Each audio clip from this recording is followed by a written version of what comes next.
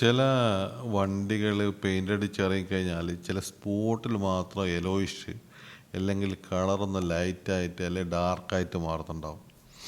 പലപ്പോഴും ആൾക്കാർക്ക് അതിനെപ്പറ്റി അത്ര അറിവുണ്ടാവില്ല.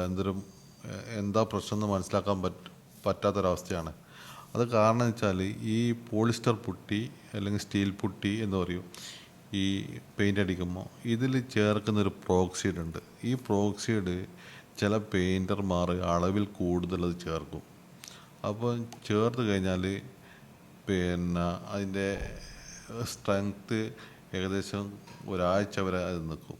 അപ്പോൾ പെയിൻ്റ് അടിച്ച് കഴിഞ്ഞാലും പെയിൻറ്റ് ഉള്ളിലേക്ക് വലിച്ചെടുക്കും. അതുകൊണ്ടാണ് ആ സ്പോട്ടിൽ മാത്രം ആ കളർ ചേഞ്ച് വരുന്നത്. ഇതിങ്ങനെ നമ്മൾ വണ്ടി ഡെലിവറി എടുക്കുമ്പോൾ കറക്റ്റ് കളറായിരിക്കും. നമ്മളങ്ങ് വീട്ടിലെത്തി 1-2 മാസത്തിലാകുമ്പോഴാണ് ഇത് തെളിഞ്ഞ് കാണുക. അപ്പോൾ അവർക്ക് പറയും ഞങ്ങളല്ല, ഇത് പെട്ടെന്ന് മനസ്സിലാവില്ല. അപ്പോൾ ഇതിൻ്റെ പ്രധാനപ്പെട്ട കാരണം ഇതാണ്.